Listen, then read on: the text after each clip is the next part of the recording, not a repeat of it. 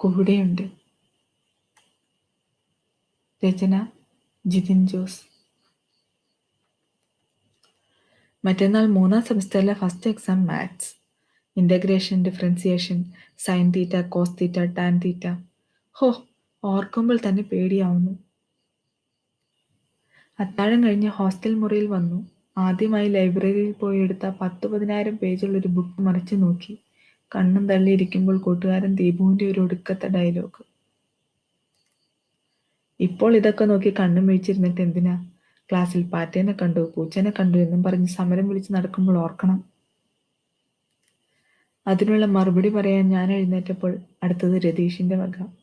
നിന്റെ വർത്തമാനം കേട്ടാൽ തോന്നും അവനെ നമ്മളെപ്പോലെ സമരം വിളിച്ചിട്ട് ക്ലാസ്സിന് പുറത്താക്കിയതായിരുന്നു. അപ്പോഴാ ദീപുവിന് ഓർമ്മ വന്നത്. ഞാൻ അപ്പൻ്റെ ആശുപത്രി കേസുമായി കഴിഞ്ഞ സെമസ്റ്റർ മുക്കാലും ലീവായിരുന്നു എന്ന്. പിന്നെ അവനൊന്നും മിണ്ടിയില്ല.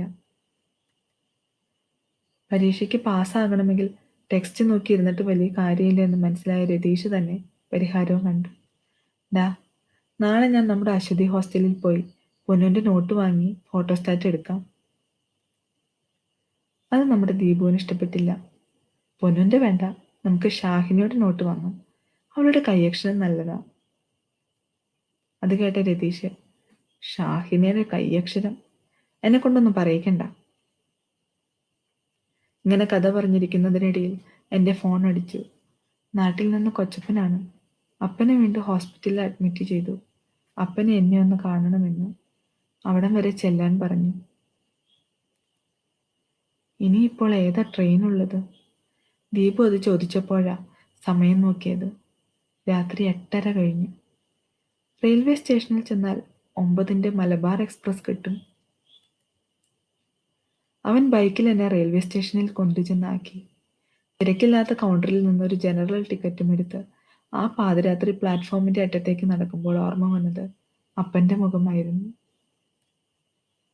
കീമോതെറാപ്പിയും ഡയാലിസിസും ചെയ്ത് ക്ഷീണിച്ചുണങ്ങിയ ഇപ്പോഴത്തെ രൂപമല്ല. ചിരിച്ചും കളിച്ചും എൻ്റെ തോളിൽ കൈയിട്ട് നടക്കാറുള്ള എൻ്റെ അപ്പൻ്റെ രൂപം. അപ്പനെക്കുറിച്ച് ആലോചിച്ചിരുന്നപ്പോൾ മലബാർ എക്സ്പ്രസ് ചിഹ്നം വിളിച്ച് സ്റ്റേഷനിൽ വന്നു നിന്നു. ട്രെയിനിലെ പിറകിലത്തെ ജനറൽ കമ്പാർട്ട്മെൻറ്റിൽ പതിവുള്ള തിരക്കില്ല. എന്നിട്ടും സീറ്റിലിരിക്കാൻ തോന്നിയില്ല. ബാഗ് മുകളിൽ വെച്ചിട്ട് വാതിലിൻ്റെ അടുത്ത് വന്നു നിന്നു. ട്രെയിൻ നീങ്ങി തുടങ്ങിയപ്പോൾ രാത്രിയുടെ തണുത്ത കാറ്റെന്നെ ഓർമ്മകളിലേക്ക് കൂട്ടിക്കൊണ്ടുപോയി. ചെറുപ്പത്തിൽ അമ്മയുടെ കൈവിട്ട് അപ്പൻ്റെ വിരൽത്തുമ്പ് പിടിച്ച് നടക്കുമ്പോൾ സ്നേഹത്തോടെ ആ കൈ പിടിച്ചു അപ്പം പറയും, ധൈര്യമായി നടക്കും മോനെ, അപ്പം കൂടെയില്ലേ? അപ്പം വാങ്ങിത്തന്ന സൈക്കിൾ കണ്ട് പേടിച്ച് നിന്നപ്പോഴും അപ്പൻ അടുത്ത് വന്ന് പറഞ്ഞു, ധൈര്യമായി അങ്ങ് ചവിട്ടടാ, അപ്പം കൂടെയുണ്ടെന്നേ. പിന്നീട് ബൈക്ക് ഓടിക്കാൻ മടിച്ചു നിന്നപ്പോൾ അപ്പൻ പിറകിൽ കയറിയിരുന്നിട്ട് പറഞ്ഞു, ധൈര്യമായിട്ട് എടുത്തോടാ, അപ്പം കൂടെയുണ്ടെന്നേ.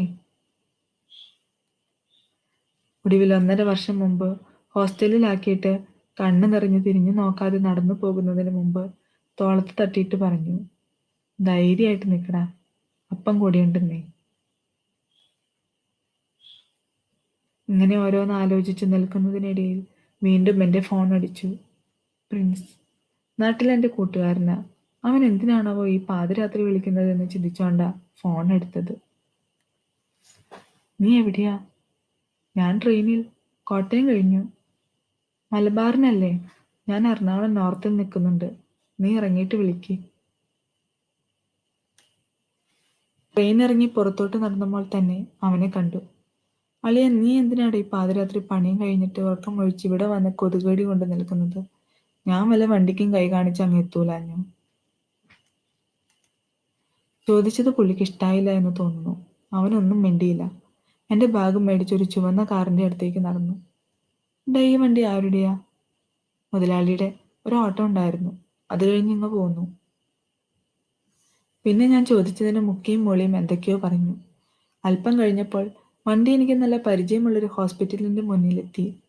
കാറിൽ നിന്ന് ഇറങ്ങി ICUവിലേക്ക് പോകണോ അതോ വാർഡിലേക്ക് പോകണോ എന്ന് സംശയിച്ച് നിൽക്കുമ്പോൾ അവൻ കാറ് പാർക്ക് ചെയ്തിട്ട് വന്നു. ഞാൻ അവൻ്റെ പിറകെ നടന്നു ചെന്ന് നിന്നത് ഒരു വാതിലിൻ്റെ മുന്നിലാണ്. ആ വാതിൽപ്പടിയിൽ എഴുതിയ കറുത്ത അക്ഷരങ്ങൾ ചേർത്ത് വായിച്ചപ്പോൾ എൻ്റെ ചങ്കൊന്നു പിടഞ്ഞു. മോർച്ചറി. എല്ലാം തകർന്നു പകച്ചു നിന്ന് എൻ്റെ മുൻപിൽ എപ്പോഴും ആ വാതിൽ തുറന്ന് ഒരു സ്ട്രക്ചർ പുറത്തു വന്നു നിന്നു. അതിൽ തണുത്തു മരവിച്ച എൻ്റെ അപ്പൻ്റെ ശരീരത്തിലെ പാതി അടഞ്ഞ കണ്ണുകൾ എന്നോട് പറഞ്ഞു, ധൈര്യമായിട്ട് നിൽക്കടാ, അപ്പം കൂടെയുണ്ടെന്നേ.